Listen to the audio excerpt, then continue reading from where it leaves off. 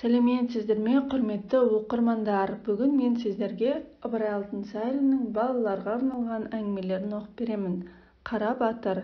Қара батыр деген ерді бала күнде түрікпен елінің жортушылары ұстап алып, еліне апарған соң қой бақтырыпты. Аш жалаңаш сақтап, жөнді тамақ бермеген соң, бала қойдың далада сүтін сауып ішіп, сонымен күн көріп жүріпті. Бір күні бала далада қамығып жылап отырғанда алдына бір қарға келіп қонады.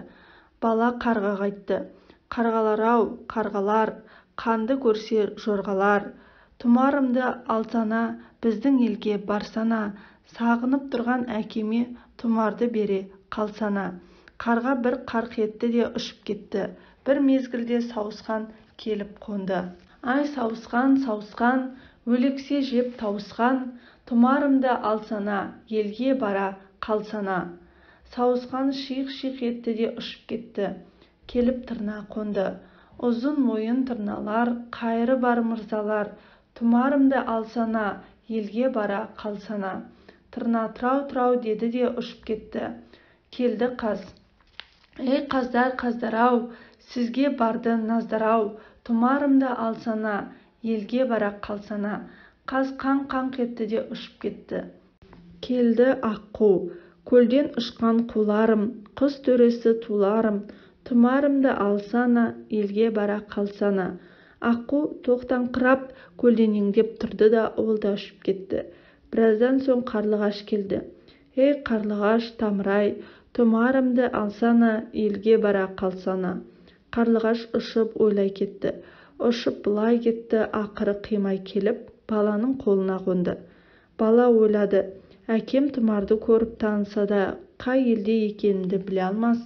Бұған бір белгі салайын деп, өзінің қолын пышақпен шаншып қайнатты да қанымен тұмар үстіне түрікпен елінің таңбасын салды.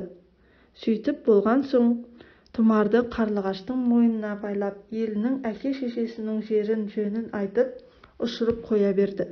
Қарлығаш ұшты аспанмен, баланың айтқан жоспарымен, асқар-асқар таулармен, айдын шалқар көлдермен, батпақтылай шөлдермен, түрлі-түрлі жерлермен. Қос қанатын қамшылап, аспаннан қатер көрінсе, таса жерді жамшылап, үстінен тері тамшылап, неше мерзім жерді өтті, неше мерзім елді өтті. Нақ 30 күн болғанда бір ауылға сол жетті. Баланың айтқан ауылы осы ма деп меңзепті. Бұл ауылға келген соң, қарлығаш әр үйдің төбесіне қонып, адамын байқап жүрсе де, баланың айтқанына ешқайсысы ұқсамайды. Сөйтіп шаршап қалғып отырғанда, бір ыңырсыған кемпірдің даусы шықты.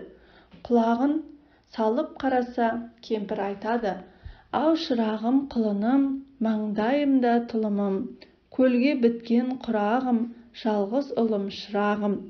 Жау алдыма білмедім, су алдыма білмедім, аң алдыма білмедім, жөніңді біліп шырағым, құрбаның боп өлмедім. 24 ай болды, мен жалғызды көрмедім».